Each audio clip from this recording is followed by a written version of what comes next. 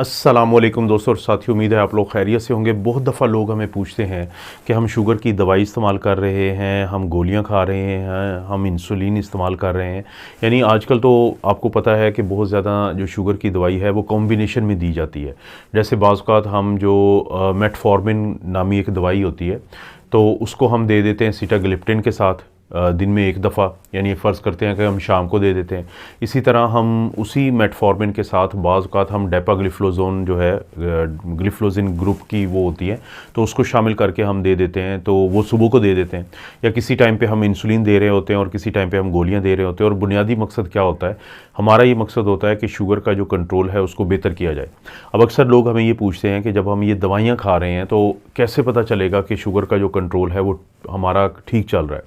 अक्सर तो हमारा यही कहना होता है कि आप कोशिश करें कि आप सुबह के वक्त जब आपने नाश्ता नहीं किया हुआ है और रात के खाने के बाद आपने कुछ ऐसा नहीं खाया था, पानी पीने के अलावा मैं बात कर रहा हूँ, तो आप अपना फास्टिंग ब्लड शुगर चेक करवाएं। अगर आपका फास्टिंग ब्लड शुगर 126 मिलीग्राम पर डेसीलीटर से कम है तो इसका मतलब है कि आपका कंट्रोल बेहतर है। लेकिन अगर आपको दिल का मर्ज़ है या आपको और बाकी बीमारियाँ हैं तो फिर आप कोशिश करें कि 110 मिलीग्राम पर डेसीलीटर से नीचे रखें। लेकिन साथ साथ फिर हम अक्सर आप भी सुनते रहते होंगे और हम भी अपने मरीज़ों को समझाते हैं कि हर 3 से 4 महीने बाद आप अपना एक टेस्ट करवा लिया करें जिसको हम कहते हैं हीमोग्लोबिन A1C या HbA1c, या बाज़ औक़ात इसको सिर्फ A1c भी कहा जाता है। तो इससे क्या पता चलता है, इससे ही पता चलता है कि गुज़िश्ता 3 से 4 महीने में आपका शुगर का कंट्रोल कैसा रहा है। अब ये नाम क्या है इसका, हीमोग्लोबिन A1c। इसे हम ग्लाइकेटेड हीमोग्लोबिन भी कहते हैं कि हमारा जो खून के सुर्ख खलिए होते हैं जिसको हम रेड ब्लड सेल कहते हैं, उसके अंदर एक हीमोग्लोबिन नामी प्रोटीन होती है। तो वो जो प्रोटीन है वो 3 महीने के अंदर अंदर आहिस्ता आहिस्ता अपने साथ जो है वो शुगर को अटैच करती है, ग्लूकोज को अटैच करती है। इसे कहते हैं कि हम ग्लाइकेटेड हीमोग्लोबिन, इसीलिए ग्लाइकेशन होती है कि ग्लूकोज जो है इसके साथ अटैच होती है। तो जब हम 3 महीने का एक टेस्ट जानना चाहते हैं कि पिछले गुज़िश्ता 3 महीने में हमारे शुगर का कंट्रोल कैसा रहा है, तो हम फिर ये टेस्ट करवाते हैं और इस टेस्ट की मदद से हम इस चीज़ को मॉनिटर करते हैं। तो इस वीडियो में हम ये बात करेंगे कि जो आपका HbA1c है उसको आप किस तरीके से बेहतर रख सकते हैं। और उसको बेहतर रखने का मतलब ये होगा कि किस तरीके से आप अपनी शुगर को कंट्रोल को बेहतर रख सकते हैं। इनमें से कुछ चीज़ें तो बहुत कारआमद होंगी और कुछ चीज़ें वो होंगी जो कम काम करती हैं। जो कम काम करती हैं उनमें से एक जो है वो एक नेचुरल चीज़ होती है, उसे बर्बरिन कहते हैं। बुनियादी तौर पे ये नेचुरल आपको मिल जाता है पंसार की दुकान से या मुख्तलिफ दुकानों से। लेकिन ये जो आपकी मेटफॉर्मिन की गोली होती है, मेटफॉर्मिन एक ग्लूकोफेज के नाम से आपको पता है बड़ी मशहूर दवाई है, तो उसके अंदर जो है वो मेटफॉर्मिन होती है। अब ये जो मेटफॉर्मिन है इसकी जो कुदरती शक्ल है उसको हम बर्बरिन कहते हैं। तो आप कोशिश करें कि हर किस्म के सप्लीमेंट को ये लेकर मत ले लें कि ये आपकी ग्लूकोज को या HbA1c को बेहतर करेगा, बल्कि देखें ये जो बर्बरिन नामी जो सप्लीमेंट होता है या जिसके अंदर सप्लीमेंट के अंदर ये बर्बरिन नामी कंपाउंड है, तो वो आपके ग्लूकोज यानी HbA1c के लेवल को बहुत बेहतर कर देता है। और बर्बरिन से भी कहीं ज़्यादा अहम 2 और चीज़ें हैं कि जिनका अगर आप ख्याल रखेंगे तो उनकी वजह से आपका HbA1c का जो लेवल है वो बहुत आसानी से जल्दी आप नीचे ला सकते हैं। वो हैं, एक तो आप कोशिश करें कि रोज़ाना 7 घंटे की जो नींद है अपनी ज़रूर पूरी करें। कम से कम 7 घंटे की नींद पूरी जो लोग करते हैं तो उसकी वजह से उनके जिस्म का सिस्टम ऐसे सेट हो जाता है कि उनके HbA1c का लेवल बेहतर हो जाता है। और नींद को 7 घंटे की नींद को लेने का जो बुनियादी तरीन तरीका है वो ये है कि अपने सोने का टाइम और अपने उठने का टाइम उसको फिक्स कर लें कि ये वो टाइम है जिस पे आपने हर सूरत सो जाना है और ये वो टाइम है जिस पे आपने हर सूरत उठ जाना है, चाहे वो संडे हो, चाहे वो वर्किंग डे हो, कोई भी दिन हो। तो कोशिश करें अपने सोने की रूटीन के टाइम को चेंज मत करें, क्योंकि इस तरीके से आप अपने दिमाग की ऐसी एडजस्टमेंट कर देंगे कि वो उसी टाइम पे सोएगा, उसी टाइम पे उठेगा और दरमियान की जो नींद होगी वो बड़ी बेहतरीन होगी।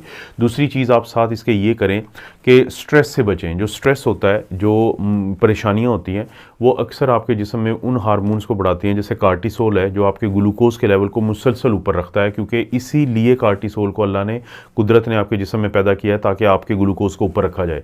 जब आपका ग्लूकोज मुसलसल स्ट्रेस में रहने की वजह से ऊपर जाएगा तो आपका HbA1c भी ऊपर रहेगा। अब स्ट्रेस को कम करने की बात सुन के बहुत सारे लोग सोच रहे होंगे कि हमें तो वैसे ही बड़ी परेशानी है। वो परेशानियां आपने खुद पाली हुई हैं किसी भी चीज़ के दो पहलू होते हैं, एक मुस्बत होता है, एक मनफी होता है। आप हर चीज़ को आप जब मुस्बत देखना शुरू करेंगे तो वो स्ट्रेस कम हो जाएगा। देखें, हमारे बहुत प्यारे अजीज़ जो हैं वो दुनिया से चले जाते हैं।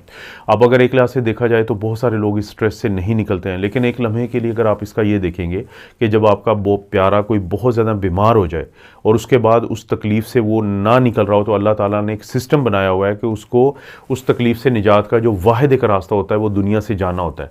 यानी मैं आपको ये बताने की कोशिश कर रहा हूँ कि आप बदतरीन हालात में भी जब मुस्बत सोचेंगे तो उससे कम से कम आप अपने स्ट्रेस को मैनेज कर सकते हैं, और एक दफ़ा स्ट्रेस मैनेज हो गया तो उससे आपका HbA1c का लेवल बहुत जल्दी से नीचे आ जाता है। इसके बाद एक और ऐसी चीज़ है कि जो आपकी HbA1c को बहुत जल्दी बेहतर कर देगी, वो है कि आप जो मस्कुलर एक्सरसाइजेज होते हैं वो ज़रूर करें। अगर आप शुगर के मरीज़ हैं, मैं हमेशा शुगर के मरीज़ों को एक एडवाइस देता हूँ कि वो चाहे इंसुलिन लेते हों और चाहे वो दवाइयों पे अपनी शुगर को कंट्रोल करते हों, लेकिन हर वक्त उनके पास मीठी चीज़ मौजूद हो, चॉकलेट मौजूद हो, कुछ ना कुछ ऐसी चीज़ हो जिसको जो मीठी होनी चाहिए, कि अगर कभी उनको चक्कर आते हैं, कभी उनको स्वेटिंग होती है, कभी उनका दिल घबराता है, और तो ये समझें कि चाहे उनकी उस वक्त शुगर ज़्यादा हो, लेकिन वो ये समझें कि शुगर कम हो सकती है, वो फ़ौरी इस्तेमाल कर लें। ये मैंने इसलिए तमहीद बांध दिया है कि आपको जिम जाना चाहिए, आपको जो स्ट्रेनस एक्सरसाइजेज़ हैं, जिसको मसल बिल्डिंग एक्सरसाइजेज़ हैं, मसल स्ट्रेंथनिंग एक्सरसाइजेज़ हैं, जो आपके पट्ठों के लिए ज़रूरी होती है, डंबल उठाना है, बाकी वेट उठाना है, तो दिन में या हफ्ते में 5 दिन जो है वो ज़रूर आप करें, क्योंकि जो मसल बिल्डिंग एक्सरसाइजेज़ होती हैं ये साइंटिफिक स्टडी साबित कर चुकी हैं कि शुगर के मरीज़ जब इस तरह की एक्सरसाइज करेंगे तो उनकी शुगर का कंट्रोल बेहतर होता है, उनका HbA1c बहुत जल्द बेहतर हो जाता है। तो अगर आपके जहन में ये डर होता है कि मैं कोई ऐसी एक्सरसाइज करूंगा तो मेरी शुगर कहीं ड्रॉप ना हो जाए, तो उस मकसद के लिए मैंने आपको कहा है कि आपके पास हर वक्त मीठी चीज़ हो ताकि ये डर आपको तंग ना करे। और अगर आप चाहते हैं कि एक ऐसी आदत आप अपना लें कि जिसकी वजह से आपकी जो HbA1c है तो वो बहुत बेहतर हो जाए, यहाँ तक कि नॉर्मल तक वो आ सकती है। नॉर्मल का क्या मतलब होता है कि 5.7% से नीचे, और ये नॉर्मल जिनको शुगर नहीं होती है, लेकिन जिसका अच्छा कंट्रोल होता है उसको हम कहते हैं कि 6.5% और 5.7% इसके दरमियान है, तो बहुत अच्छा कंट्रोल है। 7 से नीचे रखना बहुत ज़रूरी होता है, क्योंकि 7 के बाद मतलब ये है कि आपका शुगर का कंट्रोल बहुत बुरा है। तो वो कौन सी आदत है? वो एक कॉन्सेप्ट है। वो एक बात समझें कि हम समझते हैं कि हमने ग्लूकोज खाई है तो हमारा जो HbA1c है वो मुतासर होगा। एक चीज़ होती है फ्रक्टोज़। जितने भी ये फल होते हैं या मुख्तलिफ़ किस्म की जो हम कार्बोहाइड्रेट्स खाते हैं, तो उनके अंदर जो है ख़ास तौर पे फलों के अंदर, उसके जूस के अंदर, या हाई फ्रक्टोज कॉर्न सिरप एक चीज़ों को मीठा करने के लिए बनाया जाता है मार्केट में, जो प्रोसेस्ड हम खाने खाते हैं अक्सर। तो ये जो फ्रक्टोज होता है ये भी फिर टूटने के बाद हमें ग्लूकोज में ही तब्दील होता है। अब जब ये ग्लूकोज में तब्दील होगा तो ये भी आपके HbA1c को ख़राब करेगा। तो जो आपके खाने के अंदर 3 चीज़ें शामिल होती हैं, एक प्रोटीन होती है, एक फ़ैट होती है और एक कार्बोहाइड्रेट होती है। तो आपने ये कोशिश करनी है कि जो एक दिन में आपकी कार्बोहाइड्रेट है वो आप कम लें अगर आपको HbA1c का मसला है, और आप अपना फ़ैट और प्रोटीन को बढ़ा सकते हैं। वो लोग जिन्होंने एक दिन के अंदर 100 ग्राम से नीचे लेके आए हैं अपने कार्बोहाइड्रेट को मुख्तलिफ़ शक्लों में, चाहे वो फल हो, सब्ज़ी हो या मुख्तलिफ़ मीठी चीज़ें हों, तो उनका जो HbA1c का लेवल है वो आमतौर पे 6.5% से नीचे आ जाता है। लेकिन वो शहज़ादे और शहज़ादियाँ जो अपने एक दिन के अंदर जो कार्बोहाइड्रेट है वो 50 ग्राम या उससे कम कर लेते हैं, तो वो नॉर्मल जो लोगों का HbA1c है जो 5.4%, 5.7% से कम होता है, तो उस रेंज में आ जाते हैं। तो आपने कोशिश करनी है कि अगर आप शुगर के पुअर कंट्रोल से परेशान हैं, HbA1c के पुअर कंट्रोल से परेशान हैं, तो आप सादा सा एक काम करें कि अपनी खुराक में प्रोटीन और फैट को बढ़ा लें अपने डॉक्टर से मशवरा करके, और कार्बोहाइड्रेट को कम कर दें, तो आपका ये मसला हल हो जाएगा। अब इस गोल को जो अचीव करना चाहते हैं आप कि आप 100 ग्राम कार्बोहाइड्रेट से कम इस्तेमाल करें एक दिन के अंदर, तो इसके 2 आसान से तरीके हैं। एक तरीका तो ये है कि अगले 2 हफ्ते के लिए आप एक रूटीन बना लें कि आप जो भी चीज़ खाएंगे, या तो अगर आपने पैकेट वाली खाई है तो उसके ऊपर लिखा होता है कि किसी चीज़ के अंदर कितना जो है वो कितने ग्राम ग्लूकोज है या कार्बोहाइड्रेट है, एक वहाँ से आप नोट डाउन कर सकते हैं।